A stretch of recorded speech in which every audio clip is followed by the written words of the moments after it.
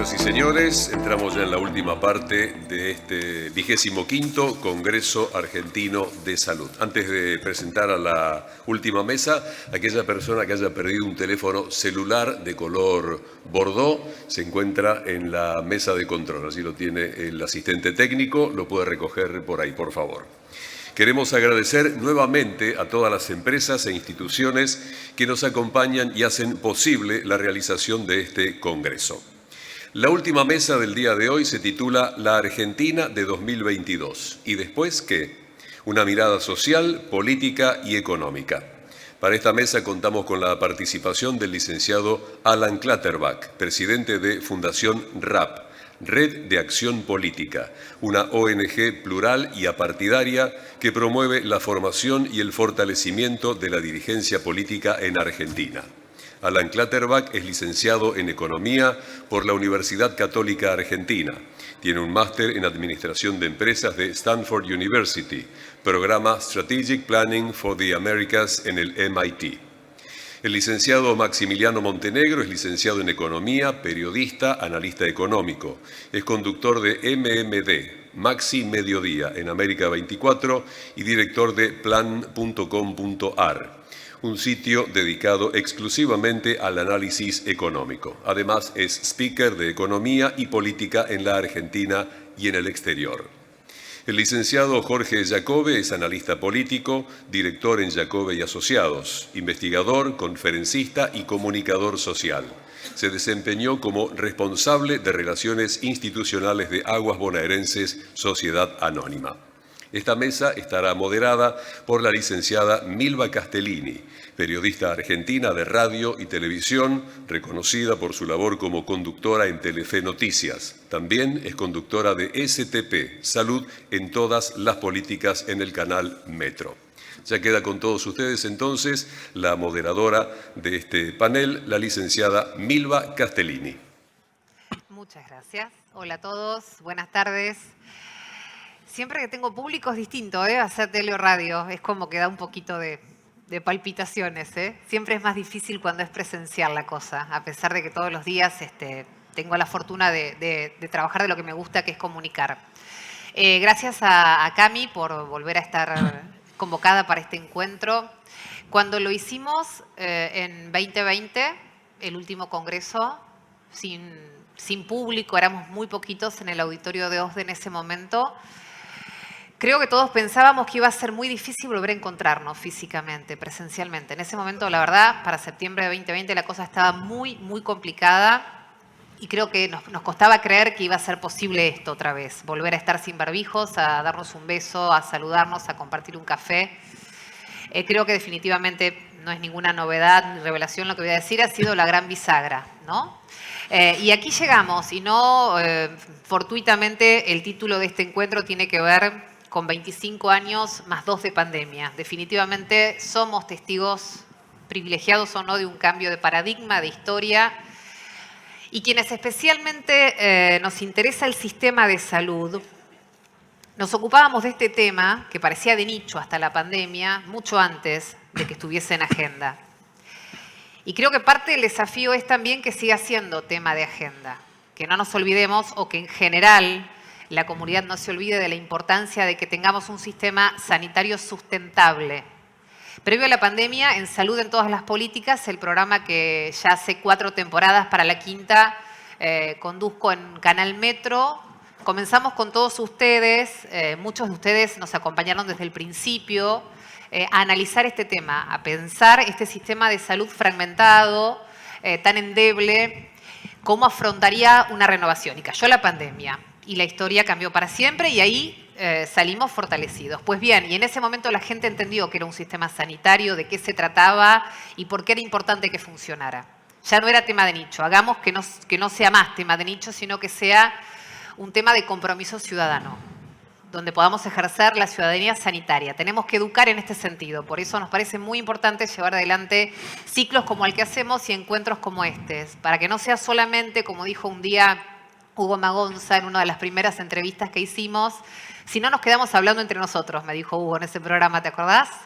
Y lo bueno es que podamos, todo esto que nosotros hacemos cuando nos reunimos, sacarlo afuera y hacerlo más comunitario. Pero bueno, dicho esto, el sistema de salud argentino está dentro de un contexto histórico, social, económico y político, y me acompañan en esta mesa 3 personas que tienen una gran capacidad, una gran lucidez y mucho estudio, sobre todo, y reflexión sobre cuál es el futuro entonces, después de este 2022, y qué, creo que es la pregunta que todos nos hacemos, en materia social, económica y política. Especialmente, además, con una visión pensando en un año electoral que viene próximamente. Entonces vamos a tratar de comprender, escuchándolos a los que realmente saben, para qué debemos prepararnos, cuál es la economía que viene, cuál es la sensación térmica social, cuál es la posibilidad de encontrar un camino ante la nueva posibilidad de votar, de promover una democracia con mejor calidad y cómo hacer que el próximo año sea mejor que el que tenemos. Los dejo con el licenciado Alan Clutterbuck, que es quien comienza esta exposición. Alan, 15 minutitos, me han dicho, tiempo ya. Haremos lo posible para cumplir, gracias. Y muchas gracias por la invitación, la verdad que un gusto estar acá y un gusto que en una agenda intensa se tomen un poquito de tiempo para pensar tranqueras afuera y en la jungla compleja en la cual estamos viviendo. Voy a tratar de compartir en esta presentación, dejarles 3 grandes mensajes. El primero es compartir una reflexión con perspectiva histórica del contexto y por dónde uno cree que pasa la salida, que lo anticipo tiene que ver con la generación de acuerdos políticos, sino va a ser muy, muy difícil salir de esta especie de laberinto en el cual estamos metidos. Segundo, decir es, acuerdos políticos es imposible. Voy a tratar de mostrarles a partir del ejemplo de trabajo que hacemos en RAP, de que no necesariamente es imposible, de que es viable, aún en una Argentina agrietada, que políticos de distintos partidos se pongan de acuerdo, trabajen en conjunto y lleguen a consensos. Y tercero, a partir de ese trabajo, poner sobre la mesa algunas ideas que, por lo que estábamos hablando anteriormente, Maxi seguramente va a retomar, sobre por dónde podría pasar una forma de encarar los desafíos sociales y económicos que presenta la Argentina. Así que arranco lo más rápido que puedo. Primero, para empezar con un poco de humor, hablaban en el panel anterior de un estudio que en 7 años vista seguía siendo el mismo. Mafalda, en este cómic, en esta tira, decía que cuando era chiquitita el país estaba en crisis, que ahora es más grande, y se pregunta hasta dónde llegan las hormonas del crecimiento. Y lo loco de esto es todo esto que fue escrito en 1974. Más loco todavía es que cuando dicen cómo lo escribes, así como algún día se terminarán los privilegios, este libro se terminó de imprimir tal año. Bueno, ni terminó la crisis, ni terminaron los privilegios que tenemos lamentablemente en Argentina. Y una Argentina que es muy loco cuando uno lo mira con perspectiva histórica. Principios del siglo XX, uno ve muchísima literatura, parecía condenada al éxito.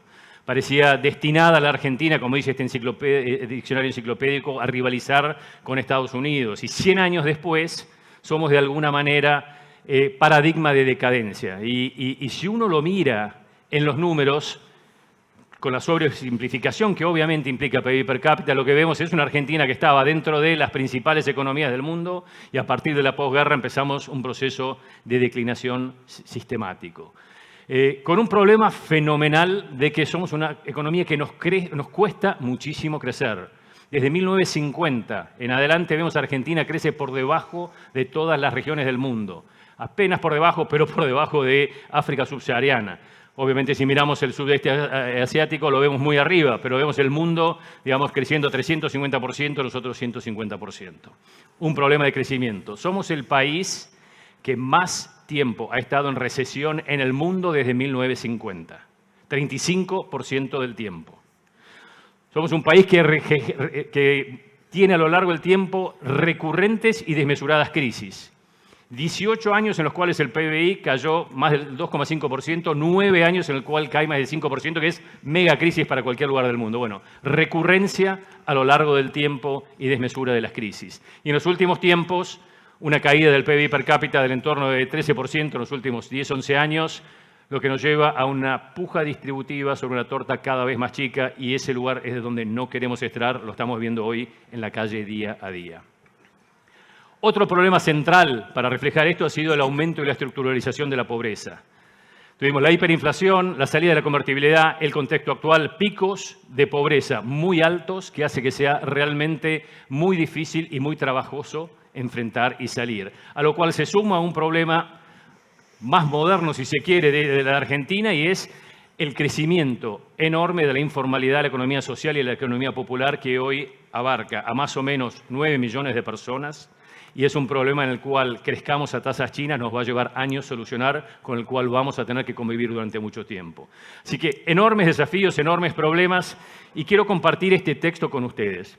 Una Argentina pendular que no ha logrado conciliar aún la democracia con el pluralismo, el orden con la libertad, la autoridad con la participación, el desarrollo político con el económico-social. El argentino se siente hoy profundamente malhumorado. Tiene la sensación de decadencia más bien que del subdesarrollo y tiende a ver su situación en el mundo contemporáneo de dos maneras. Una, como resultado de la presión de factores internacionales con frecuencia de oscuro origen, y dos, como la consecuencia de cierta incapacidad colectiva de hacerse cargo de un nuevo proyecto nacional en reemplazo del que había presidido la acción de la generación del 80. Y uno dice, ok, esto salió hace poquito tiempo atrás, cuando el tipo de cambio tocó 300, y la verdad que no es así. Esto es el epílogo del libro que se llama Historia de los Argentinos, escrito por Carlos Floria y César García Belsunce en 1975. Igual de válido.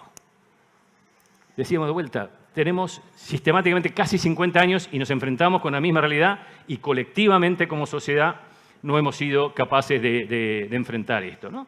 Y cuando miramos qué nos dice mucha parte de la ciencia política de por qué esto pasa, nos habla de que nos cuesta trabajar en conjunto porque no tenemos confianza, porque planteamos las cosas en términos de suma cero y porque no somos capaces de generar consensos.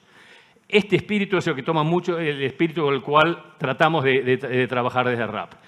Y lo loco es que cuando uno mira lo que pasa en la política argentina, esto de la falta de acuerdos, no es algo que está alejado de la realidad. Macri, en su discurso inaugural, asume con el compromiso de unir a los argentinos. Fernández, en su discurso inaugural, asume con el compromiso de cerrar la grieta y convocar a la unidad.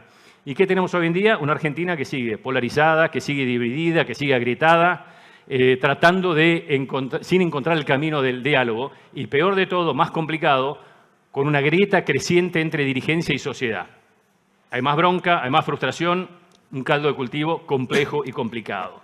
Y cuando miramos la sociedad lo que dice es consciente que la grieta impide el desarrollo económico. Casi 3 de cada 4 argentinos dice esto. Y no es un fenómeno de un sector político, es transversal. Lo que está pasando es, si vemos el votante de Juntos para el Cambio, el votante del Frente de Todos, el votante de la izquierda, todos sistemáticamente están diciendo la grieta nos está jorobando, nos impide el desarrollo, algo tenemos que hacer al respecto. Y es como que estamos atrapados en un laberinto de hace largo tiempo atrás.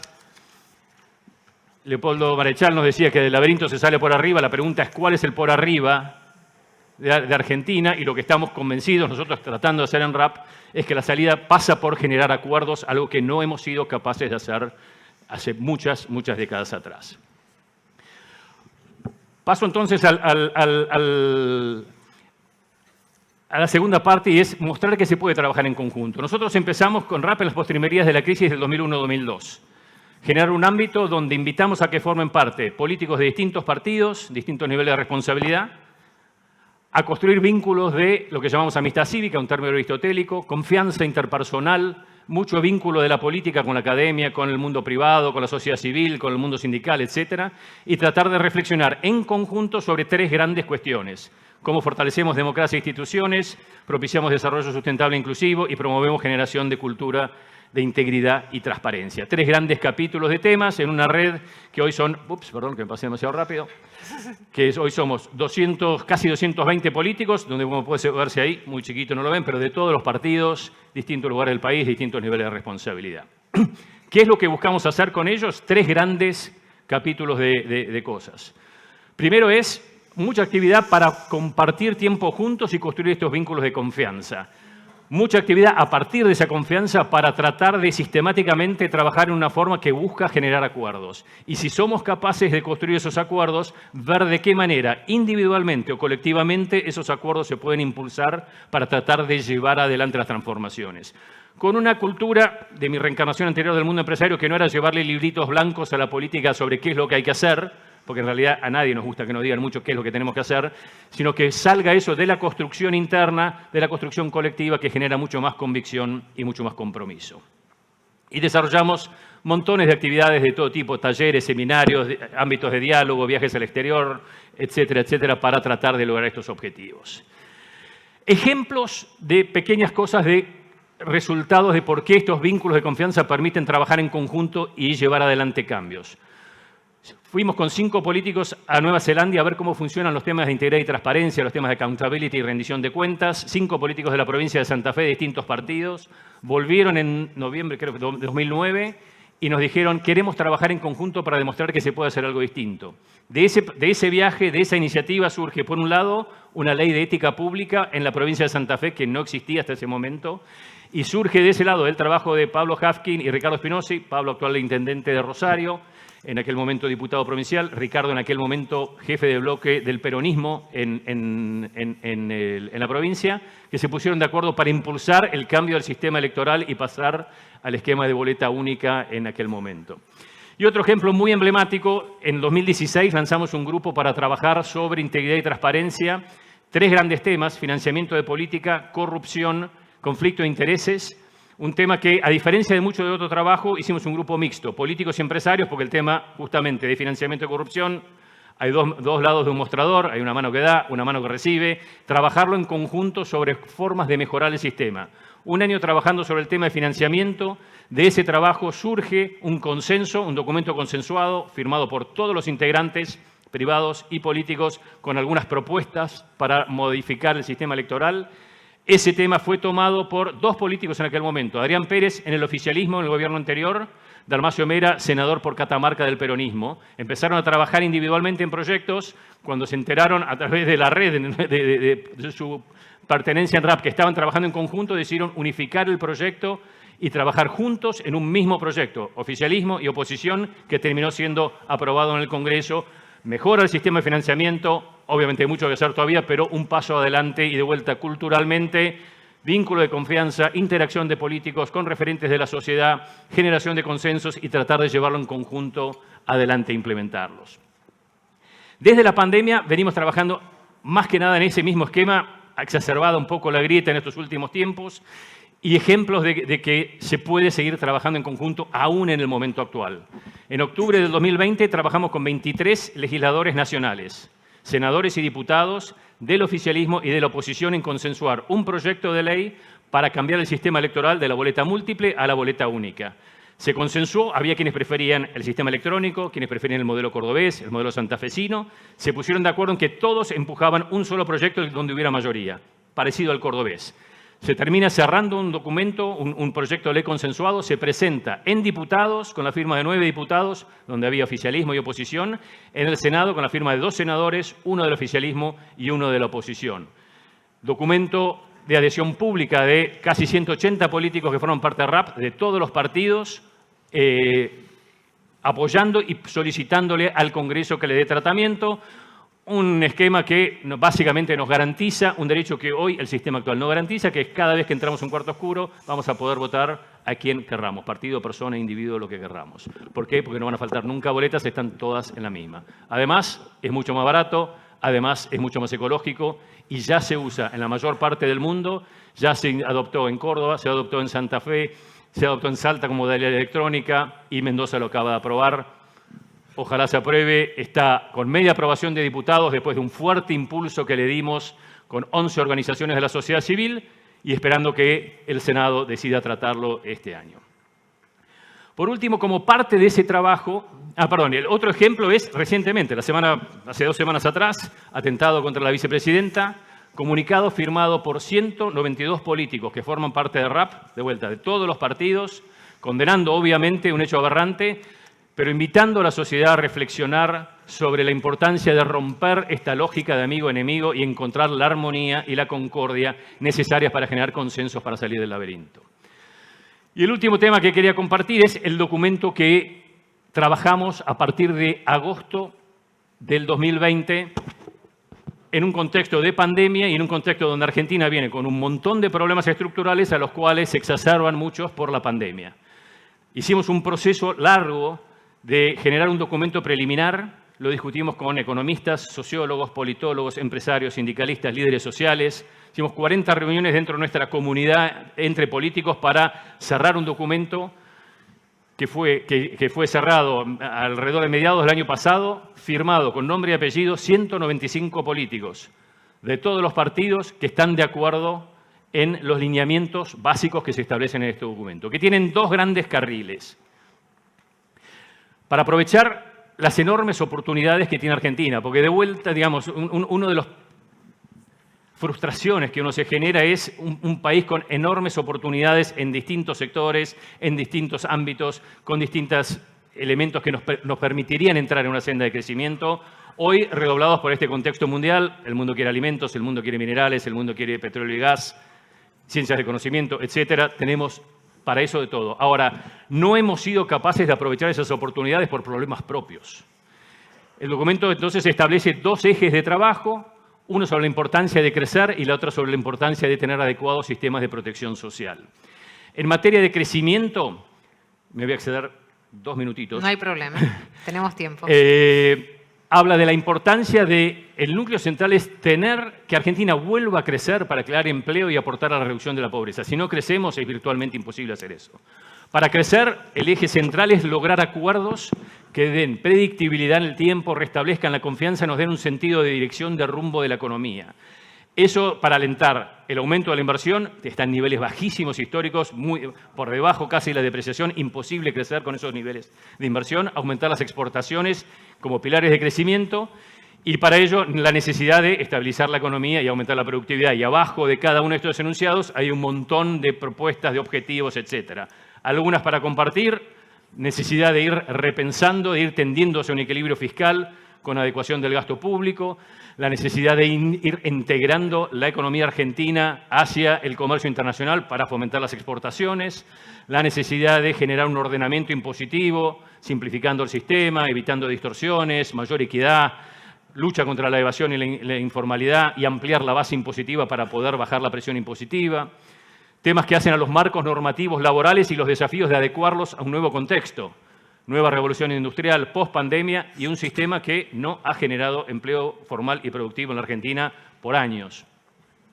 Todo un eje sobre temas institucionales que tiene que ver con seguridad jurídica, con independencia de la justicia, estabilidad regulatoria, integridad, transparencia, lucha contra la corrupción y un tema estructural complejísimo que es el de capital humano, que tiene una componente de cómo mejorar el sistema educativo, porque el flujo al cual estamos yendo es muy complejo, y una componente de stock que es cómo hacemos para que los que hoy están en la economía informal, en la economía popular y social, les podamos dar capacidades, habilidades y destrezas para que puedan integrarse si la economía vuelve a crecer. Así que grandes capítulos de una agenda de trabajo complejísima para llevar adelante.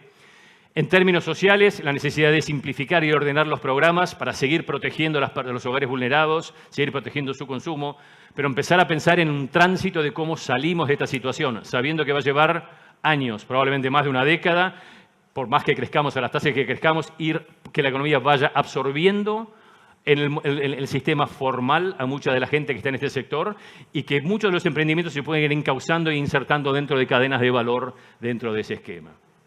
Así que muchas políticas nuevamente para tratar de llevar adelante este esquema, temas de intermediación laboral, capacitación, reentrenamiento, recapacitación y marcos normativos y políticas que acompañen y potencien a los emprendimientos y a los trabajadores que hoy están en la economía social y la economía popular. Así que rápido, así a vuelo de pájaro, un montón de cuestiones, pero lo interesante de esto es, esto en 1 año y medio de trabajo, mucho trabajo previo, lo firmaron 195 políticos de todos los partidos políticos. Y en el epígrafe del documento dice, el contexto demanda de una acción rápida y consensuada para impulsar políticas que puedan enfrentar esta crisis. Cierro con una reflexión con la cual me topé hace muy poquito tiempo atrás con alguien que acaba de escribir una biografía sobre Angela Merkel. Y hablaba sobre la capacidad extraordinaria que tenía Angela Merkel de negociar a través del entendimiento racional del problema. Y lo que decía es que ella no estaba interesada en ganar discusiones, sino en solucionar problemas. Y me parece que muchas veces los argentinos, cada vez más, nos estamos atrapando en esta lógica de querer ganar una discusión mientras seguimos teniendo los problemas sin solucionar. Lo dejo como una discusión para que sigamos hablando. Muchas gracias. Excelente.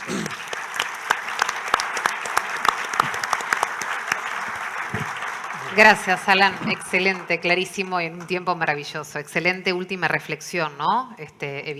No se trata de ganar una discusión, sino de solucionar un problema. Seguramente después vamos a volver sobre la idea de confianza. La palabra confianza fue algo que mencionaste muchísimo a lo largo de toda tu exposición y me parece que es un eje central para poder alcanzar todos los objetivos que se fueron planteando. Esa reconstrucción de algo que se rompió y que de alguna manera hay que barajar y dar de vuelta, ¿no? Viene de la época aristotélica, o sea, el término de amistad cívica surge de esa necesidad que tienen que tener los que manejaban la polis en Grecia, de tener el mínimo de confianza para poder plantear y trabajar en conjunto los problemas que enfrentaban. Después volvemos sobre algunos conceptos más. Ahora sí, gracias, Alan, muy amable. Maxi, ¿cómo va? Voy a ir al atril, ¿puede ser? Sí, claro, por supuesto, donde estés más cómodo.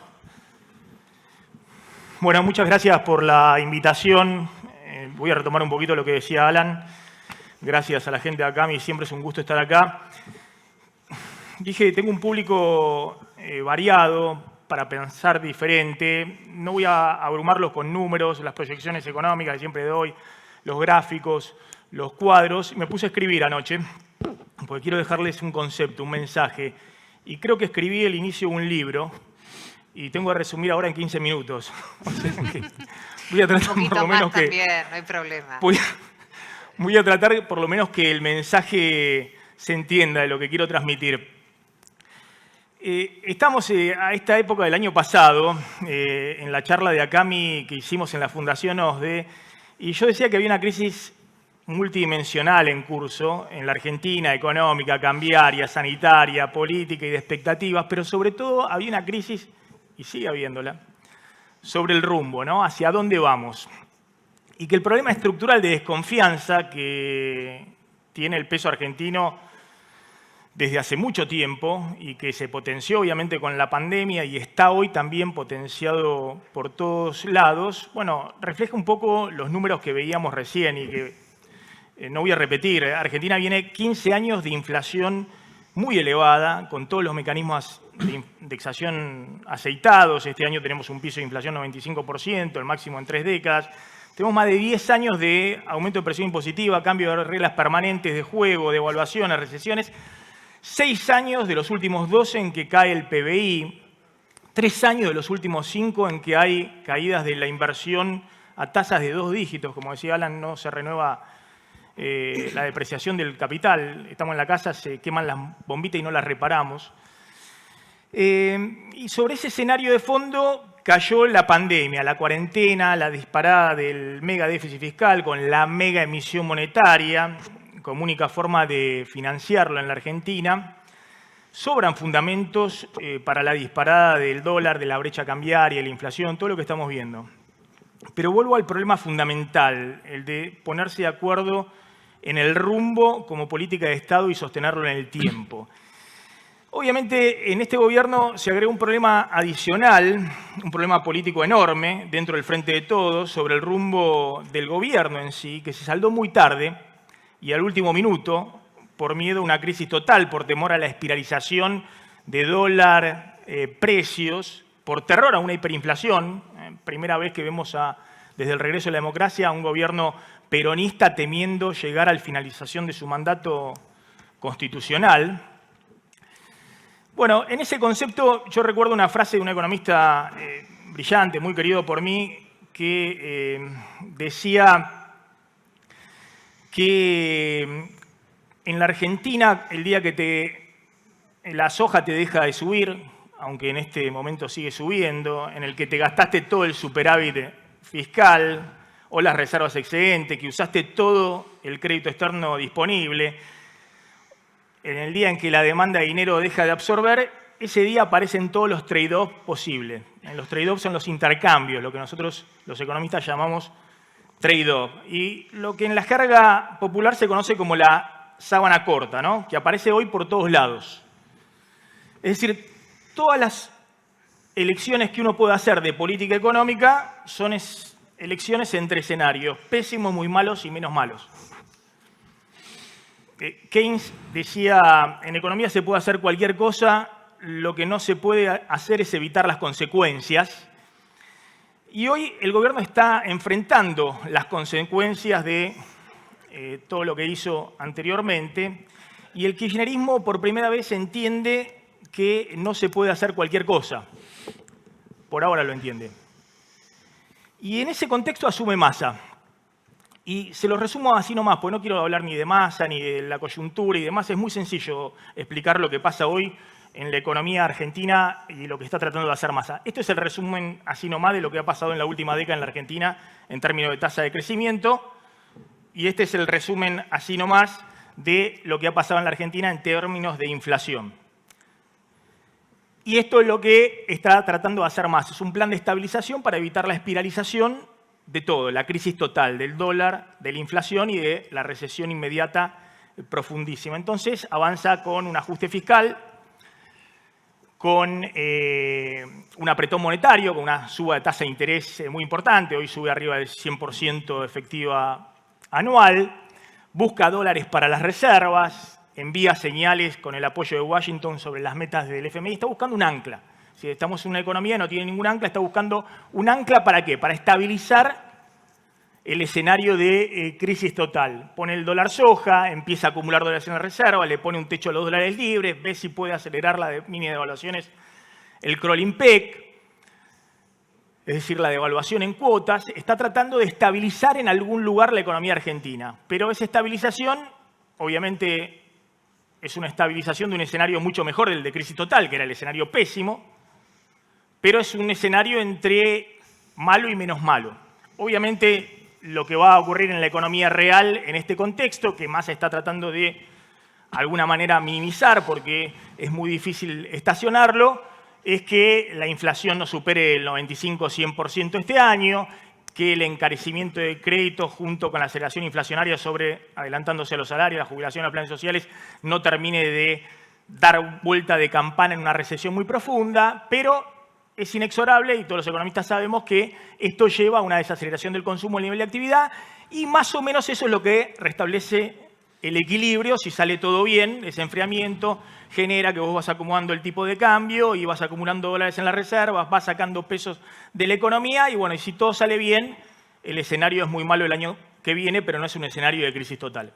Eso está haciendo el ministro de Economía. Obviamente, los economistas somos crack para establecer recetas mágicas o en el Excel todo nos sale perfecto. Viene Rubinstein y le dice, pero escúchame, esto es muy fácil, el dólar a 200, estallás la tasa de interés, recomponés reserva y después empezás de nuevo con un plan de estabilización distinto. Pero bueno, si hay un dólar a 200 inmediatamente, una devaluación del 20, el 30, el 40% inmediato, la Argentina tiene un mes de 20% de inflación, otro de 10, otro de 7 o de 5 y Massa no es más ministro de Economía, Alberto Fernández no es más presidente de la Nación y bueno.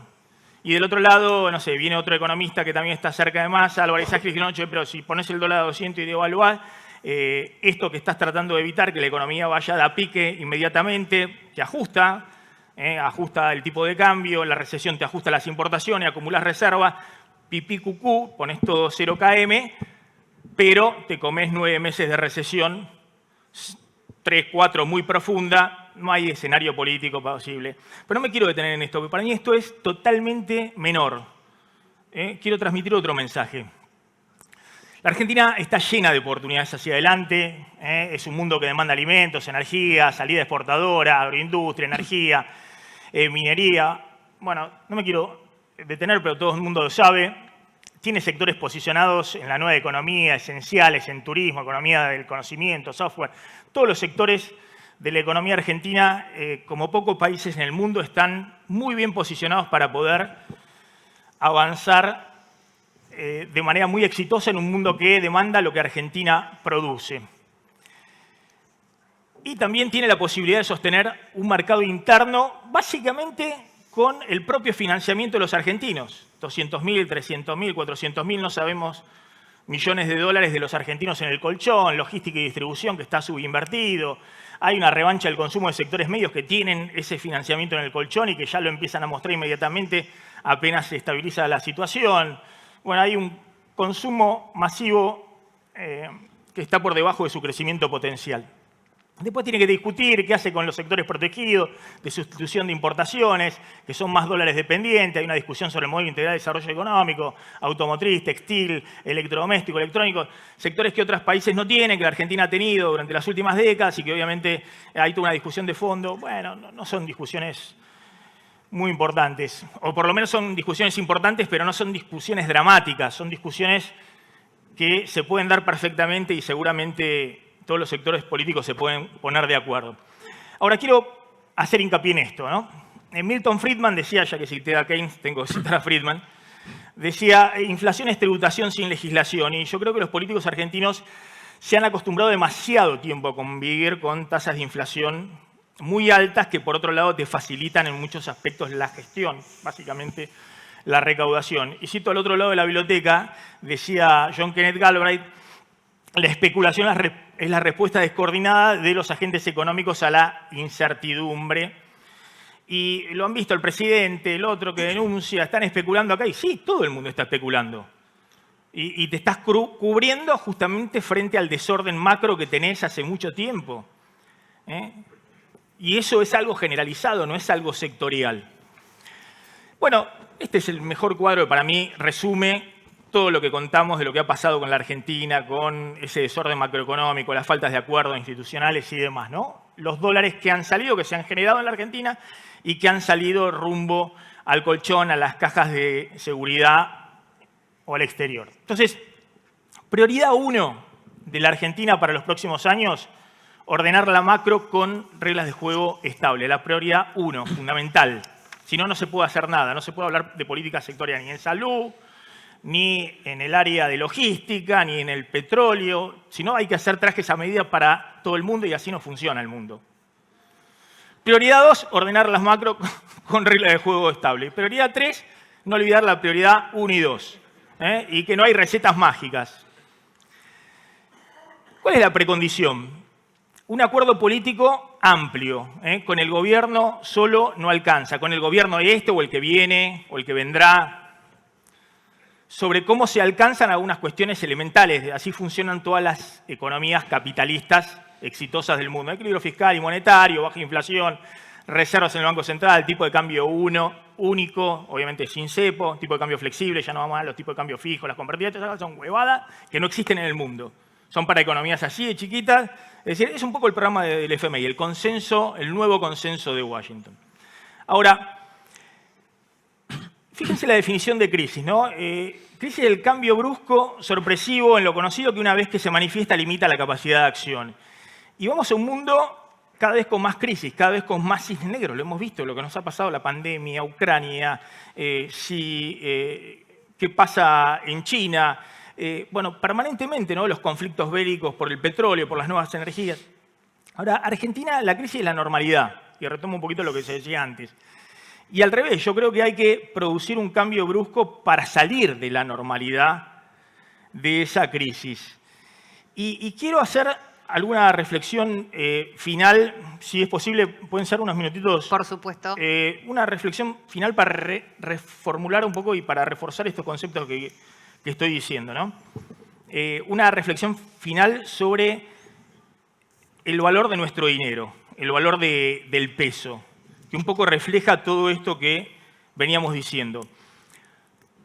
Un dólar es un dólar desde 1792.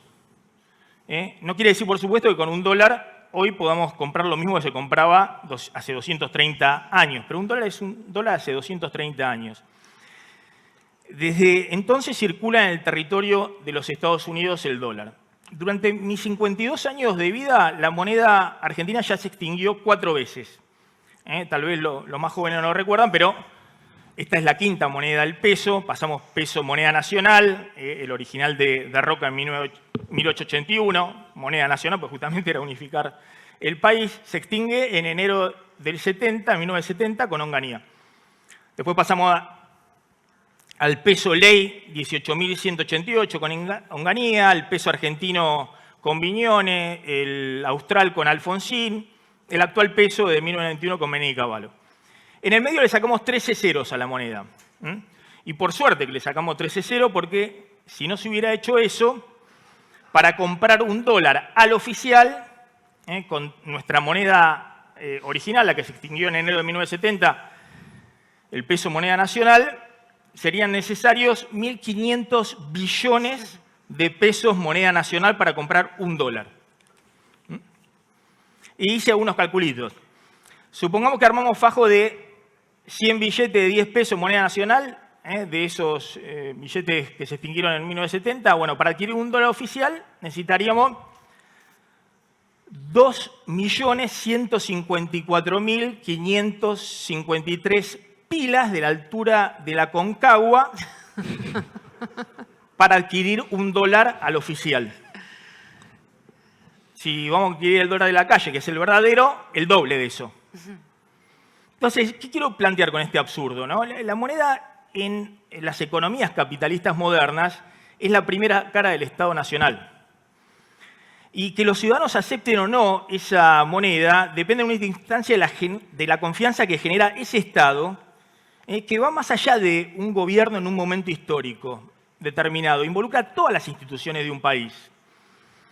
Y un dólar frente a miles y miles de toneladas de papelitos sin valor que viene a representar la moneda argentina es para mí la metáfora perfecta no solamente del fracaso en la construcción del Estado argentino en el capitalismo moderno, refleja algo más de fondo todavía.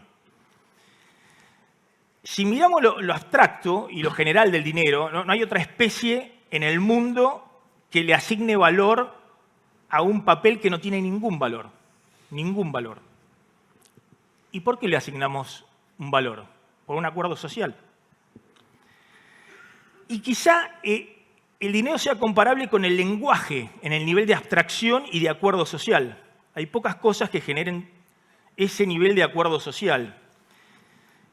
Y como les decía, es la cara visible del Estado moderno que se expresa en ese acuerdo social. Entonces, que una sociedad sufra la inflación y la devaluación de su dinero como enfermedad crónica en los niveles absurdos que les comentaba antes, quizá o seguramente exprese que tiene problemas de llegar a acuerdos sociales básicos que otras sociedades ya resolvieron.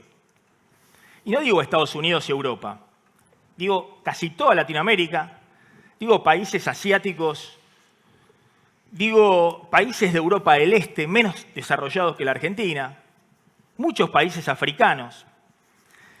Yo creo que sin esos acuerdos básicos es imposible hacer a esta altura de la Argentina una política económica exitosa, sostenida en el tiempo. Y lo planteo así, por eso dije que no me quería detener demasiado en las proyecciones y las cosas y los números, porque todos tenemos los economistas las recetas.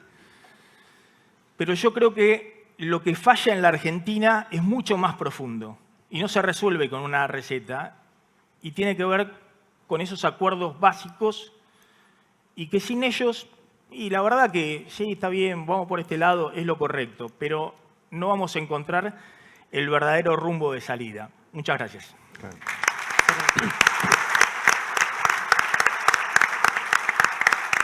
Gracias, Maxi. Cuando estabas concluyendo la idea, con Jorge nos disputábamos la lapicera, ¿no? ¿Viste? A ver quién anotaba primero, porque la falta de acuerdo básico, o la falta de acuerdos básicos, dijiste, no es posible sin no es posible para generar una política económica sustentable en el tiempo, ¿no? O sea que creo que ambos, tanto Alan como vos, hicieron una gran reflexión vinculada a factores sociales, a la situación económica, a la evolución, a la proyección, pero ambos concluyen en palabras claves como son confianza, fijar un rumbo, anclar el plan, ordenar un acuerdo político amplio, aprovechar las virtudes y las ventajas que tiene nuestro país, que es demandado por el mundo. Lo que generamos, lo que producimos, lo que proponemos es demandado por el mundo. Nos hemos acostumbrado de alguna manera a una crisis como un estado normal de cosas y eso supone romper una costumbre argentina, por decirlo de alguna manera, que hace que después seamos fantásticos en cualquier país del mundo, porque claro, pasamos por todas y podemos enfrentar las adversidades. Pero el concepto finalmente, para lograr una economía sustentable, una política económica sustentable, tenemos que ponernos de acuerdo, Jorge. Claro. Es tal vez un punto de partida también para tu trabajo de hoy, porque es un poco el termómetro social. Empieza por ahí la historia. Nos ordenamos socialmente y sostenemos después una política económica posible. Si nos ordenáramos socialmente, entonces la política no nos podría llevar de un lado para el otro maníacamente como está sucediendo. Alan y Maxi, los dos tratan la idea de la grieta, la idea de los acuerdos políticos y la idea de los acuerdos sociales. Voy a hacer este apunte previo a mi presentación porque me parece que es mucho más profundo y que es el core de la cuestión. Yo creo que tenemos que asumir que las dicotomías existen, han existido y van a seguir existiendo siempre en las sociedades. ¿Por qué? Porque la configuración de la frontera y la identidad definida a partir de un no a un otro es absolutamente privativa de los seres humanos y de los conjuntos de los seres humanos. En cualquier etapa de la vida de un individuo o de una sociedad vamos a encontrar esta idea. En la etapa adolescente de un ser humano, de un individuo, la formación de la identidad es primero en función de un no al otro, que son los padres. En la configuración de Grecia como una república, primero está una frontera a que somos todas las ciudades que no son bárbaras, ¿no? Entonces la frontera era el idioma. Y después a partir de ahí se pulen las diferencias entre lo que podía ser Atenas o lo que podía ser Esparta. Lo definen bien los psicólogos, lo definen bien los historiadores, con una teoría que se llama de pares de opuestos. De modo tal que la grieta existió, existe siempre, existe ahora, va a seguir existiendo. Dentro de 10 años vamos a estar en otra, configurada por otras dos momias. Hoy son Macri y Cristina, el día de mañana va a ser otra. Nuestros hijos van a vivir otra. La suerte del conjunto, a mi criterio, entonces no está en lo ideológico, sino que está en lo psicológico. En cuál es la habilidad que tienen los individuos que configuran en ese momento un grupo social y el tiempo histórico que les toca, y qué tecnología tienen para cooperar entre ellos en la diferencia, no en el borrar de las diferencias. Yo viví en muchos edificios diferentes, en muchos. Y de la mayoría participaba de las reuniones del consorcio de propietarios. En todos los edificios, el reglamento del consorcio de propietarios es el mismo. Es decir, la Constitución, supongamos que estoy haciendo un paralelismo medio tirado de los pelos con un país. La Constitución, es decir, el reglamento, es el mismo, ¿no? Hay consorcios que están compuestos por idiotas y no se puede hablar. Y cada uno dice lo que se le canta al culo, absolutamente descompaginado de lo que se tiene que hablar, de los problemas. Y vienen los caprichos, vienen a mí me parece que, y hay otros consorcios que funcionan bien. Y no tienen que ver con si son consorcios de gente de clase baja, media, claro. Ni siquiera tiene que ver con los recursos de educación, tiene que ver con los recursos psicológicos. Entonces, me parece que nos tenemos que preguntar, en función de esto último también que plantea Maxi, ¿en qué medida estamos sometidos a problemas ideológicos o en qué problemas estamos sometidos a problemas de índole psicológicos? Y en una de esas nos aflojamos un poco. No, el control. El control. Debe haber quedado ya. ¿Quedó ya?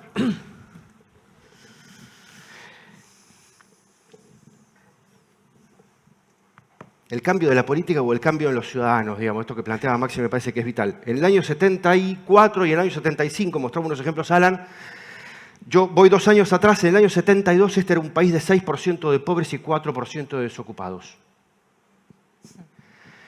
Todas las momias que gobernaron después convirtieron un país de 75% de clase media en 52% de pobres. Y entonces, ¿qué sentido tiene que nosotros gastemos el tiempo en pensar si estos fueron los militares, o fueron los civiles, o fueron los peronistas, los radicales, o fueron los liberales o los estatistas? Por ahí estamos pelotudeando nosotros, los ciudadanos. Bueno, yo les traje una serie de datos sobre clima social para que veamos dónde está puesto el sistema político, dónde está la opinión pública, que es lo que más me interesa, la opinión pública, y un poco de proyección respecto de qué nos puede pasar el día de mañana para tratar de ser consecuente con el título de este panel.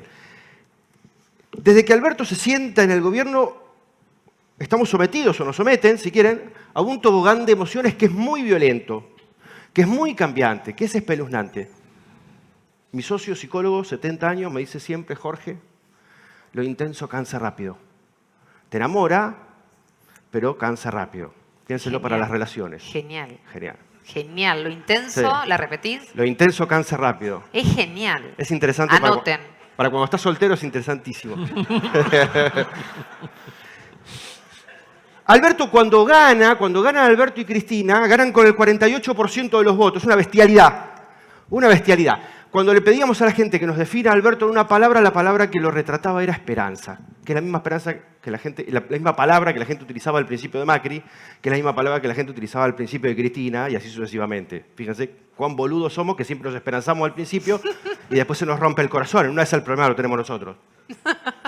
Hay un periodista, por ahí Maxi va a sacar el nombre, hay un periodista que viene del peronismo que ha dicho: a mí me cagó Perón, me cagó Isabel, me cagó Menem, me cagó Duhalde y ahora me cagó Néstor. Che, la puta que te parió, no tendrás la culpa vos, en una de esas sos un iluso.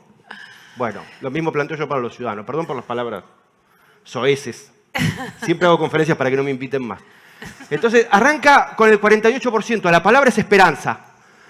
Viene la pandemia, nos agarra a todos un cagazo enorme sustentado sobre el cagazo a la muerte, que no es poco.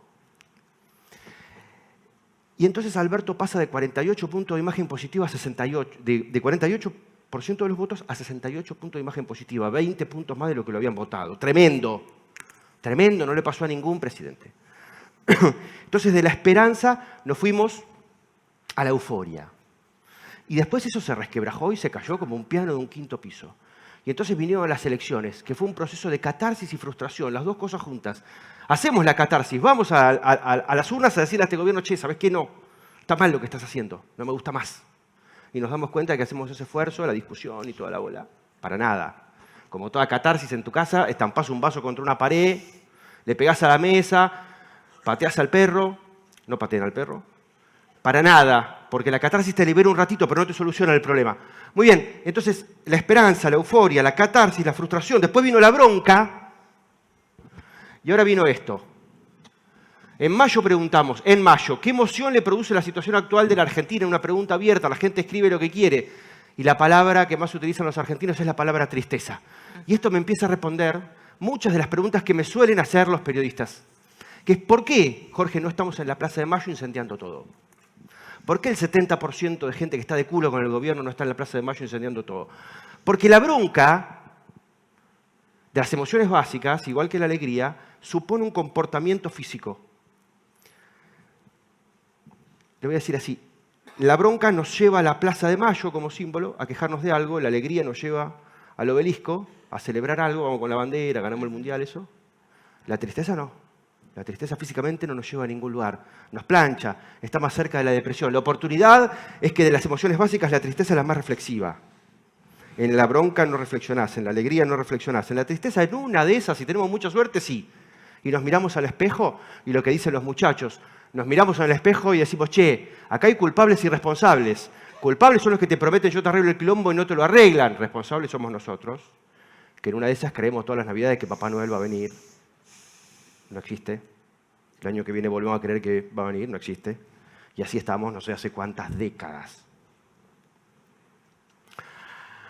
Aparece un tipo con un arma cerca de la cabeza de la vicepresidenta, pánico.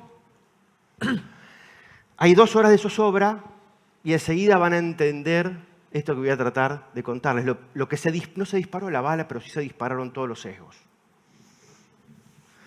Sin ninguna información, que no la tuvimos en ese momento y que no la vamos a tener, todos tomamos una posición. Fíjense qué interesante es la división entre creer y saber a la hora de tomar decisiones. A los argentinos, saber nos importa 3 carajos. 1, 2, 3 carajos. 3 carajos. Lo que nos importa es creer. Cuando no tenemos información como para saber, entonces vamos al creer. Y reemplazamos una cosa por otra. Y todas las creencias se acomodaron 70-30, que era lo que venía pasando. El 70% de la población argentina, sin ninguna información, cree que esto es una gran pantomima para victimizarla a ella. Y el 30% que la quiere a ella está en otro lugar. Una parte de ese 30% está en el sesgo contrario, que es el siguiente. Resulta que en un bar, en la Perla de Once, donde se compuso la balsa, en la Perla de Once se juntaron Macri, el embajador de los Estados Unidos, y Mañeto para contratar a un brasilero que tiene una madre que es chilena y un padre que es inglés, que es la representación del mal, para matar a Cristina. Ahí están los datos, miren. 17%. 17% dice que fue organizado por la oposición. No saben nada, no saben un carajo, no tienen información. 16% cree que es la obra de un loco suelto. Esta es bien interesante, porque es la que menos encaja en los otros dos sesgos. Y 65% cree que es un montaje del kirchnerismo para victimizarla a Cristina. Todos opinamos y nadie sabe nada. Es increíble. Así construimos conocimiento, así construimos opinión, así construimos voto. Díganme si no tienen razón los muchachos cuando dicen que una vez el problema lo tenemos nosotros. Y si el problema lo tenemos nosotros, cuando cambien los gobiernos, los problemas no se van a solucionar si no cambiamos nosotros. La opinión pública como predictora. Acá voy a tratar de empujar para el lado que decía Maxi. ¿En qué medida podemos utilizar a la opinión pública como predictora de cuestiones relacionadas con economía? Voy a hacer esto tirado de los pelos, Maxi. Vos te podés parar y me podés cagar a trompadas. La opinión pública argentina está tan atrasada en su dolor, en sus necesidades, que se convirtió en una máquina de picar carne política, que pica todo lo que le pones. Todo, por izquierda, por derecha, por frente de todo, por Juntos por el Cambio, se come todo. Se come todo, nada funciona. Martín Guzmán era visto como un inútil, es decir, una persona que es no útil para nuestros problemas, y débil y desconocido, 1 año y medio antes de que renunciara. El sistema político lo ocultó durante un año y medio, la opinión pública, la máquina de picar carne se lo comió igual. En enero de este año, antes de que renunciara, el 70% decía que la economía va a tardar más de 4 años en crecer, que el 74% que el plan económico no va a funcionar, y casi el 70%, el 69%, que en el 2022 la inflación va a ser mayor que el año pasado. ¿Quién tenía razón? ¿El gobierno y el ministro de Economía o la opinión pública desconfiada? La opinión pública desconfiada. Y se voltea al ministro anterior, al otro, a este, al próximo. Acá podemos hablar también en qué medida la opinión pública genera su propia autoprofecía cumplida, ¿no? Y entonces se sienta Silvina Batakis. Antes teníamos un inútil y ahora tenemos directamente una desconocida. Es decir, para sacar a un inútil en el medio de un gran quilombo, el gobierno te pone una mina que no llena el espacio y dura 15 días. Se la come la máquina de picar carne. Bien, y entonces viene Massa, que entra a la jaula del león disfrazado de churrasco. Maravilloso. Y están los huesitos de Alberto ahí, que ya se los comió, ¿viste? Cristina ya se los comió. Y entonces la opinión pública lo espera a Massa con 13% de imagen positiva y 68% de negativa. Lo esperan con una patada entre los dientes y cuando lo tienen que definir en una palabra lo definen como panqueque. Contame vos cómo va a salir, no lo tengo ni que decir. En términos de opinión pública, el impacto de Massa no lo podemos medir solamente en términos de opinión pública, es una parte grande, y tampoco lo podemos medir como una sola cosa, sino 3. La opinión pública, que es lo que dije recién. Tenemos que ver lo que sucede con el sistema político y tenemos que ver lo que sucede con el mercado. Los 3 tienen necesidades y síntomas diferentes. El mercado a veces está con la opinión pública, están enojados los dos y la gente te vota en contra y sube el dólar. Parece ser que están en la misma, pero no están en la misma. Los que hacemos estadística decimos que cuando 2 variables se comportan igual, no necesariamente una explica a la otra. Ojo, el mercado es un grupo de gente que necesita a alguien fantástico, alguien del cual enamorarse, un prohombre que nos saque, o necesita un hijo de puta que calme las cosas. Bueno, eso apareció, bueno, el dólar se calmó. En una de esas Massa tiene las habilidades suficientes como para calmar esa fiera. Ahora, la opinión pública necesita otra cosa. Y el sistema político, vamos a partirlo en 2, oficialismo y oposición. La oposición se va a poner enfrente, con mayor o menor nivel de queja, dependiendo si son los liberales o Juntos por el Cambio. El punto está en el frente de todos. A Massa le pueden pasar 3 cosas, que le vaya bien, que le vaya regular o que le vaya mal. 2 de esas tienen alto riesgo. Si le va mal, Cristina lo tiene que matar. Y si le va bien, Cristina también lo tiene que matar. Claro. Uy, se me fue la... Ahí está. No. Entonces, a agosto, ahora, ya con Massa sentado, las expectativas son 60% negativas de su gestión, 87% dice que habrá mayor o igual inflación, 62% dice que el dólar va a subir y 46% dice que Massa se va a mantener en el cargo hasta 2023. Entonces tienes razón, Maxi. Lo que está fuerte es esto. El 46% que dice que Massa se va a mantener en el cargo. Es decir, no va a solucionar nada. No va a solucionar nada. Vos estás en terapia intensiva y te traen un homeópata. Bueno, está bien. Massa se va a mantener en el cargo hasta el 2023, de esto nadie duda. que el pibe tiene las habilidades como para mantenerse ahí, entonces el plan es el plan perdurar. Es el plan llegar hasta el 23. Ahora después, si quieren, vemos para qué. Políticos y outsider, ¿dónde estamos? Ahí lo tenemos a Patricia Bullrich con 40. La primera línea es la imagen positiva. Sucede que en estas tres se me corrió un poquito, ¿no? 43 puntos de imagen positiva tiene Bullrich, Milei 38, había bajado 15 puntos y ahora está subiendo otra vez. Macri tiene 32, había terminado su gobierno también puesto en el lugar del inútil y con 20 puntos de imagen positiva. Larreta tiene 23 de positiva y Cristina tiene 20 y Alberto tiene 8. Les dije que había tenido 68. Una máquina de dilapidar imagen positiva. ¿Qué pasa con esto? Saquemos los nombres y tratemos de ver cuál es el síntoma. ¿Qué es lo que está agarpando? ¿Sobre qué se está aferrando la opinión pública? Se aferra sobre las herramientas más duras. Si yo tengo un problema en mi casa y voy a la caja de herramientas, ¿quién decide qué herramienta voy a usar? ¿Quién decide qué herramienta uso cuando abro la caja de herramientas? ¿Decido yo o decide el problema? Yo. No, decide el problema. Decide el problema. El problema decide si yo necesito un martillo, si necesito un destornillador o una pico del oro. Yo ejecuto la herramienta. Si la opinión pública sigue creyendo, el 70% de la opinión pública sigue creyendo que el problema es parar a Cristina, las herramientas, entonces más fuertes, los martillos, van a seguir garpando más. Si por alguna razón ese temor se disuelve, entonces, en una de esas, viene el tiempo de los que pueden gestionar de otra manera. ¿Estoy mal con el tiempo? Sí. No, está bien. Bien. Ahora, esta angustia social, esta necesidad de putear por todos lados, hace síntoma en el sistema político y hace síntoma fuera del sistema político. Alfredo Casero golpea la mesa de La Nación Más, dice una serie de cosas que no se entiende un carajo lo que dice, porque no hay sujeto, verbo y predicado. Y aparece con 52 puntos de imagen positiva. No hay ningún político que tenga 52 puntos de imagen positiva. ¿Se dan cuenta del nivel de celo que le tienen? ¿Pero qué significa? No importa, Casero. ¿Qué significa? ¿Por qué aparece con 52 puntos de positiva? Canosa, mi amiga Viviana Canosa, la editorial, que es una verdad y dale que va, 45 puntos de imagen positiva. ¿Qué quiere decir? ¿Qué quiere decir?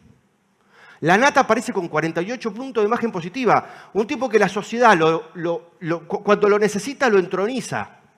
Y cuando no lo necesita lo mandan al freezer. Acuérdense en el 2000, después del 2013, 2014 y principio del 2015, el sistema, la gente estaba angustiada, el kirchnerismo venía de perder las elecciones en el 13, la opinión pública estaba enojada, el sistema político no daba producto para el recambio. Y básicamente ahí se construyeron dos héroes. Uno era la Nata y el otro era Carrió. Ninguno de los dos fue presidente. Carrió denunciaba y a la Nata, todos los que sean opositores hoy acá, se sentaban frente al televisor el domingo de la noche para llenar sus sesgos con información necesaria para la semana. En ese momento la Nata apareció así. Cambió el gobierno y ya la Nata no lo vio más porque no era necesario, porque no quiero putear más. Ahora quiero putear de vuelta y entonces aparece de vuelta la Nata con 48 puntos de imagen positiva. Y el fiscal Luciani, que lo acabamos de medir, aparece con 61. Ayer no lo conocía nadie. Muy bien, comportamiento de los votantes. En términos genéricos, digo antes esto, la discusión por quién va a ser el próximo presidente o por quién va a ser el candidato es una discusión de segundo orden. La discusión de primer orden es el voto en términos genéricos. En términos genéricos, el frente de todos, quiero que gane las elecciones, se está mostrando en 20 puntos. ¿Va a sacar 20 puntos? Yo digo que no. Acá es donde yo me peleo con mis propios datos, si hay un psiquiatra en la sala, que le pido el teléfono. 67 quiere que pierda las elecciones. Acá tenemos 40 de Juntos por el Cambio, genérico también. Después si es pelado o con peluca, y si es hombre o mujer, es de segundo término. Y tenemos este misterioso 10% que le da lo mismo. ¿Qué te da lo mismo? ¿Qué te da lo mismo? ¿Quién es este?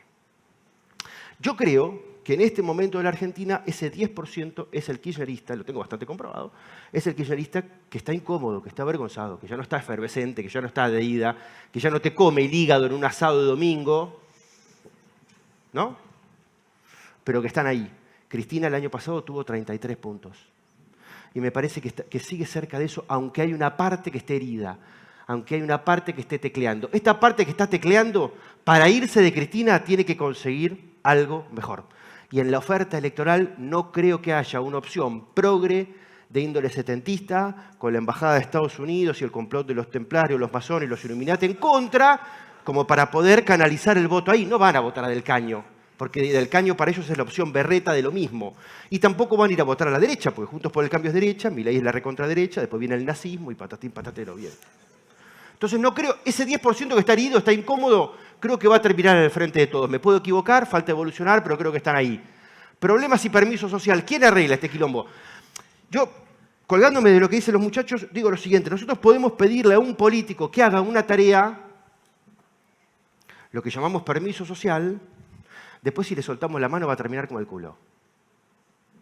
Es decir, si no somos lo suficientemente maduros como para pedir algo y después sostener el dolor, es arrancar el tratamiento con el traumatólogo y rajar en la tercera sesión porque no nos bancamos el dolor, ¿ok? Porque lo que hay que hacer, claramente, va más allá de la frontera del dolor tolerable. Definen una palabra cuál es el principal problema de su familia: economía e inflación. Muchachos, el que no solucione esto está muerto. Puede plantear cualquier discusión. Feminismo, machismo, atentados, lo que ustedes quieran. El que no soluciona esto quilombo va a la guillotina. 60% de los argentinos no quiere pagar más servicios. Entonces, ¿quién hace el esfuerzo? ¿No? ¿Quién hace el esfuerzo?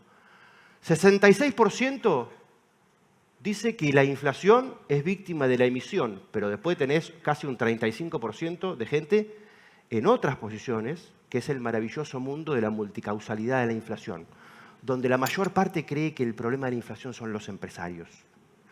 65% no se quiere jubilar a los 70 años. Esta pregunta era maravillosa, yo traje los extractos nomás.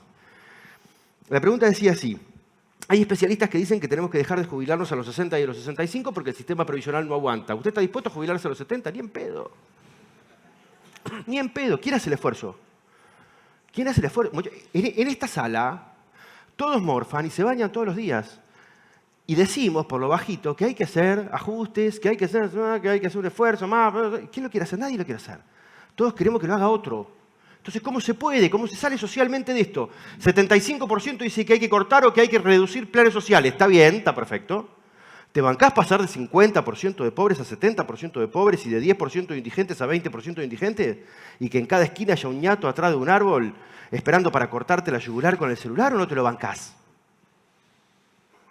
Bueno, 54% dice que hay que reprimir las manifestaciones de los piqueteros. Esta es fácil decir, la del asado, ¿viste? ¿Qué hay que hacer con los piqueteros? Y hay que meterle palo. Dale que va. Y después nos bancamos la foto de la señora ensangrentada con el bebé en los brazos sobre la 9 de julio. ¿O no nos lo bancamos? ¿Somos maduros o somos inmaduros como sociedad? 70% dice que hay que echar empleados públicos, muchachos. Hay provincias donde el 80% de la gente depende directa o indirectamente del Estado. ¿Se dan cuenta que estamos fantaseando cosas que no pueden ser, que las tenemos que discutir un poco más y que le estamos diciendo al sistema político: negro, yo lo que quiero escuchar es esto, si vos representás esto, yo te voy a votar, y le estamos dando un mandato que después es impracticable? Y entonces estamos convirtiendo el diálogo de lo político en la tragedia de siempre, que es que creamos un psicópata que es capaz de prometernos cosas que no puede cumplir y nosotros lo suficientemente pelotudos como para creerlas, y después todo termina trágicamente. Decían los chicos, Macri le prometió a los argentinos que los iba a unir y también le prometió que iba a erradicar la pobreza. ¡Fa! Lo tenés que decir. Y ¡fa! Lo tenés que creer. Y Cristina le dijo a los argentinos de un video que mandó del Calafate, el día de las PASO: ustedes con Macri fueron infelices y conmigo van a ser felices. ¡Fa! Yo una vez intenté hacer feliz a una mujer y a 2 hijos y no me salió del todo. Imagínate a 75 millones de personas. Es difícil. ¿Y después qué entonces? Un cambio de signo político muy probablemente. Un cambio de problemas, no sé.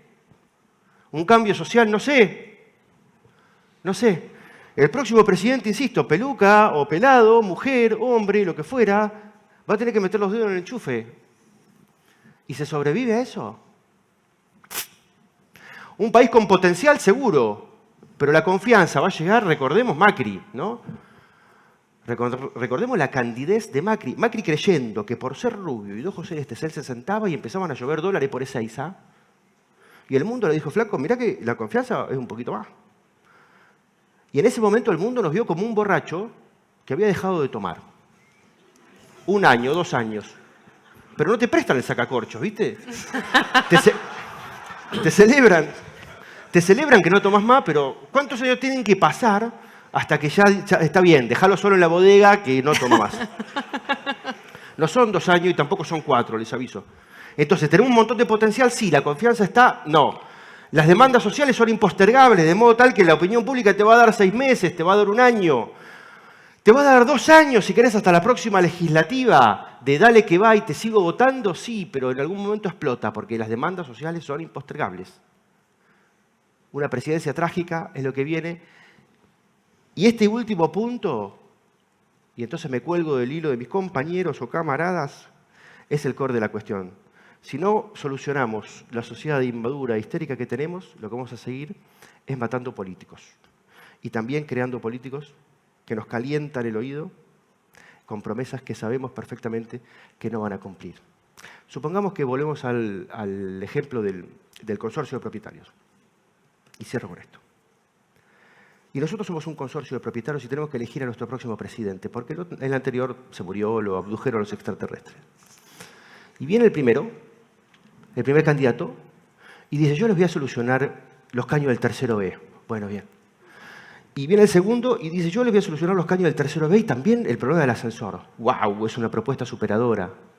Y viene el tercero y dice, yo les voy a solucionar los caños del tercero B, les voy a solucionar el ascensor, todos los que no tienen auto van a tener auto, todos los que no tienen empleo van a tener empleo, todos los que no tienen amante van a tener amante, todos nos vamos a ir a Miami todos los años y vamos a ser felices por siempre jamás. Y se va. Y nosotros nos quedamos solitos y decimos, che, votemos entre el primero y el segundo, pero el tercero nos está cagando. ¿No? Esto sería bastante normal. No podemos ser tan pelotudos nosotros de creerle a este pelotudo. Lo que yo les pregunto es por qué, si este ejemplo se entiende para una reunión del consorcio de propietarios, ¿por qué sistemáticamente para presidente nos tiramos de palomita con el tercero? Y con el otro tercero, y con el otro tercero, y cuando lo vemos además se nos dilatan las pupilas y convulsionamos en el suelo de alegría. Gracias.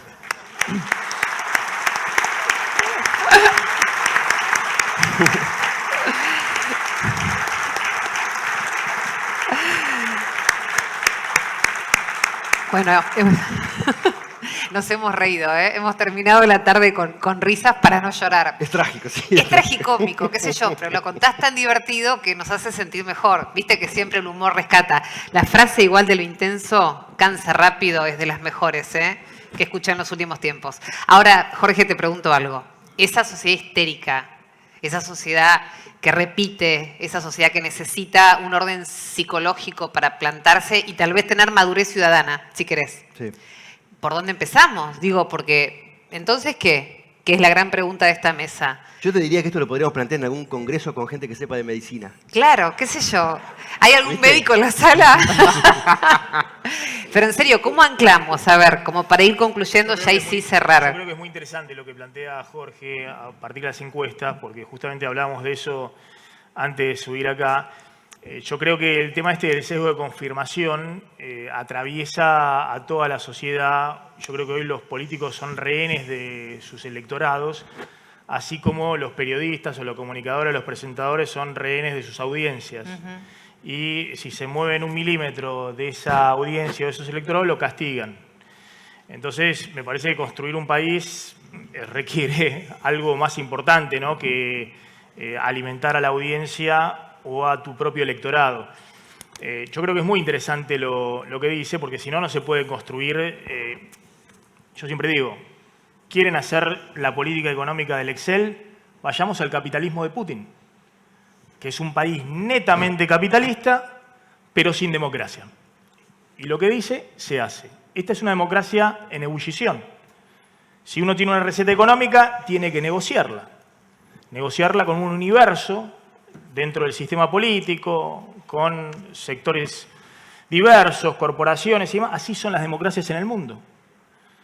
Bueno, creo que la construcción esta que plantea Jorge, obviamente la responsabilidad principal son los de los políticos. Yo no digo que voy a gobernar la Argentina y que le voy a dar la receta de cómo salir a 45 millones de argentinos.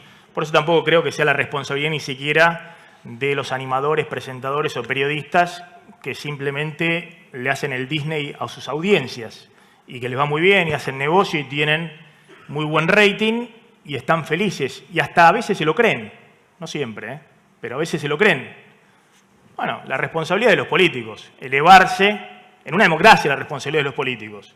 Insisto, en Rusia, en China, la responsabilidad es del que gobierna y hace lo que quiere. Pero yo quiero vivir en una democracia occidental en el capitalismo moderno. Y para eso hay que construir dentro de la democracia. Y se construye dentro de la democracia negociando, no imponiendo, cediendo y encontrando muchas veces segundos mejores. No recetas mágicas que obnubilan a las audiencias o al electorado. Sí, hay un comentario para agregarle. Hay un tema de incentivo sobre cómo se hace para llevar esto, porque a mí me pasa cuando hablas con un espectro bastante amplio de políticos que te dicen, todo el mundo tiene más o menos claro este camino que estuvimos hablando. Ahora, ¿por dónde empezás a dar el primer paso? Sabiendo que tenés costos de corto plazo, beneficios que tal vez de más largo plazo, y a los 2 años tenés que renovar votos de amor, es parte de la complejidad enorme que hay. Que implica, y acá es donde a mí, yo soy un optimista nato, pero una cosa con la cual todavía me cuesta lidiar es que sin una cuota de grandeza me parece que no salimos. Y la cuota de grandeza va casi en contra de los incentivos naturales que hay en la política. Salvo que seamos capaces de construir una narrativa de grandeza colectiva de una generación que puede dar vuelta un proceso. Y para eso requiere que el que está enfrente compitiendo conmigo compita no en voy a revertir 180 grados, sino que voy a hacerlo mejor que vos. Ahí creo que hay un desafío. La buena noticia, con mi sombrero optimista, es que el precipicio es buen amigo de esto a lo mejor. Y que estar muy cerca de un riesgo antisistémico a lo mejor hace que los que están dentro del sistema decidan optar por este segundo mejor frente a lo que ellos creen. Pero para mí ahí está una discusión muy, muy fuerte y muy compleja. Vamos cerrando como comunicadora. Me preocupa mucho la crispación social. Hablábamos del humor con Alan. También te referiste a estos estados de ánimos, de tristeza, que termina siendo tristeza. La bronca nos moviliza de una manera, el enojo de otra, la alegría de otra. Manifestamos hasta simbólicamente en determinados lugares de nuestra ciudad de Buenos Aires alegrías o tristezas o protestas. Como comunicadora, la crispación social, la intolerancia, la explosión urbana, porque hay violencia urbana, una discusión de tránsito que nos termina con un tipo asesinado de un palazo en la cabeza. Eso también, ¿dónde lo ponemos? Porque eso también nos construye. Eso habla de una sociedad enojada, devastada, agotada, desanimada y descreída. Sí. Mira, yo estoy criado por un setentista, además de formación marxista, entre otras preexistencias médicas que tenía. Y él me decía, mira, Jorge, en los 70 para nosotros estaba bien matar como forma de resolver nuestras diferencias ideológicas. Es decir, de algunas taras nos hemos recuperado o hemos salido. Por mucho menos de lo que ha pasado hasta ahora en la Argentina, hace 40 años hubieras tenido un nivel de quilombo social enorme. En definitiva, si yo veo lo que está pasando dentro del sistema político y lo que está pasando en la opinión pública, no los miedos, sino lo que fácticamente está pasando, el costo es muy bajo todavía. Yo entiendo que hay crispación, entiendo que dejamos de hablarnos con gente por razones ideológicas, o porque vos querés a tal, o porque querés a cual, patatín, patatero, pero estamos lejos de una guerra civil.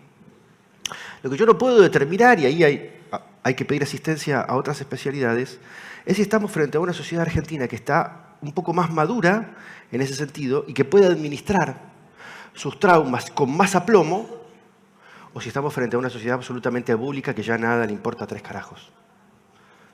Y son dos cosas completamente diferentes y yo la verdad es que todavía no lo puedo definir. Perdón, yo ahí tengo una hipótesis que tiene que ver con esto que vos decías, Jorge, que la sociedad argentina, como la reunión de consorcio que vos planteabas,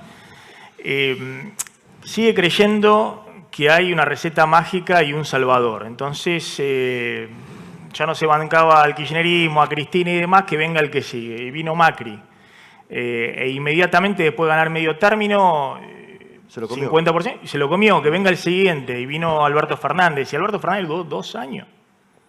2 años en el poder. No terminaba el mandato si no le votaba Juntos por el Cambio, el acuerdo con el FMI, no termina el mandato. Y que venga el que sigue. Ahora, es muy fácil llegar, cada vez es más fácil llegar en la democracia argentina al poder.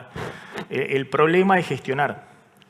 Y lo que tienen que darse cuenta nuestros dirigentes políticos, no se lo pido a los comunicadores esto, insisto, la fórmula de llegar es muy fácil, lo que dice Jorge, el 70% está enojadísimo del gobierno. ¿Para qué vas a tener un puente de algo? Claro. Es todo pérdida desde el punto de vista electoral. Pero desde el punto de vista de la gestión, vos necesitas modificar la fórmula. Porque aparte todo el mundo se da cuenta de que el problema no es un gobierno, una receta económica, es todo. Eso es lo que, en el ejemplo del dólar o de las monedas modernas, es lo que expresa lo que hay detrás, la confianza en una construcción que va más allá de 2 años y se acabó el gobierno porque le bajaron el pulgar. Entonces, la verdad que es muy complejo el panorama, porque como en las audiencias no te conviene correrte 5 milímetros y decir, che, pero esto no será distinto como lo estamos planteando, porque ahí los que te marcan el libreto es la audiencia. Sí. Y a mí me sorprende. Yo a veces veo comunicadores que le marcan el libreto a buena parte de la política. Le dicen lo que tiene que hacer, lo que tiene que decir. Entonces, eso es bárbaro para ganar elecciones. Y con estos números que muestra Jorge está claro, digamos, hacia dónde va nuestra sociedad en la próxima elección. El problema es, y la gran duda que tenemos todos, es, cómo se gestiona distinto. Sí, yo creo porque en definitiva lo que estamos diciendo es hay una necesidad de cambiar el contrato social. El contrato social imperante no cierra. No cierra por un montón de motivos, fiscalmente no cierra ni por asomo.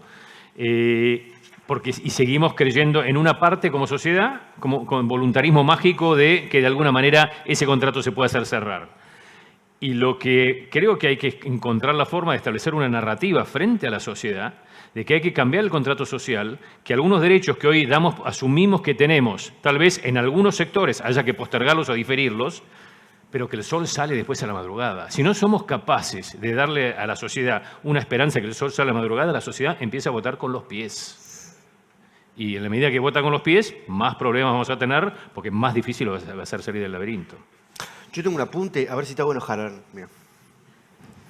Y terminamos las trompadas por ahí. Me saco el saco. Soy muy pacífico. Bueno, voy a sacar los lentes, mira. Para aportar a la pacificación y al consenso. En línea con la crispación, sí. Alfonsín nos contó que con la democracia se come, se cura y se educa, y es mentira. Y es mentira. Era mentira.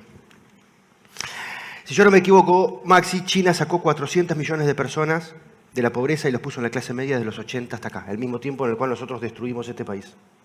Sin libertad, sin democracia. De modo tal que esto también uno puede pensar que hay una forma de resolverlo, que es teniendo una élite política que no le pregunte nada a nadie, pero que sepa de temas, que pueda gestionarlo. Los chinos han tenido una élite política, un buró político, que ha logrado sacar un país de la ruralidad y ponerlo en otro lugar. Yo en términos personales hago esta salvedad para que no me caguen a trompadas. En términos personales prefiero la democracia a cualquier otro lugar.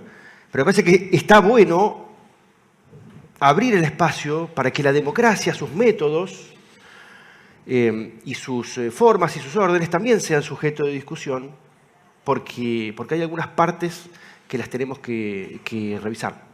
Hay un amigo mío que dice que no es democracia sí o democracia no en Argentina. No es que exista o no exista la democracia, sino que tenemos una democracia, pero que es una democracia de baja calidad. ¿No? Vos lo conocés, a mi amigo. Entonces, hay algunas partes de la democracia que nosotros tenemos que pulir y tenemos que empujar y que tenemos que defender. Vos en particular con la boleta única. Bien, perfecto. Eso puliría la democracia. Ahora, tampoco le podemos asignar a eso todas las soluciones de la misma manera que Alfonsín le asignaba a la vuelta de la democracia per se soluciones mágicas o al cambio del Frente de Todos por Juntos por el Cambio las soluciones mágicas para las elecciones que vienen, digamos. Es más complejo, sí. No sé a dónde iba, ¿eh? Hemos excedido los pero tiempos. También para una cita sí, nomás, como no. existe Argentina y existe compasión de China, existe Suecia, Noruega, Finlandia, donde los índices de felicidad son los más altos y la democracia funciona. Tenemos que apuntar a eso. Nos va a llevar tiempo, pero el largo camino se empieza con un primer paso. Aplauso enorme. Seguiríamos hasta mañana, pero tenemos que respetar los tiempos. Gracias, Alan. Gracias, Maxi. Gracias, Jorge. Muchas gracias. Gracias a todos. Muchísimas gracias a los integrantes de esta mesa, Alean Clatterbach, Maximiliano Montenegro, Jorge Jacobe y Milva Castellini, que ofició de moderadora. Muchísimas gracias a todos. Los despedimos con este aplauso.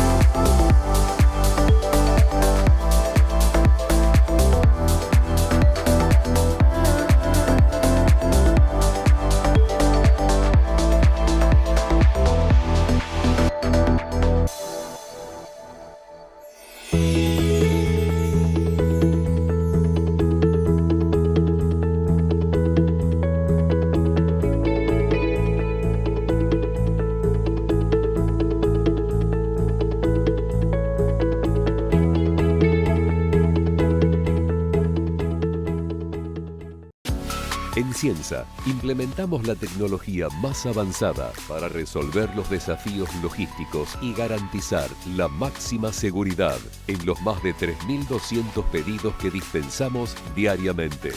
Ciensa, comprometidos con la salud, comprometidos con las personas.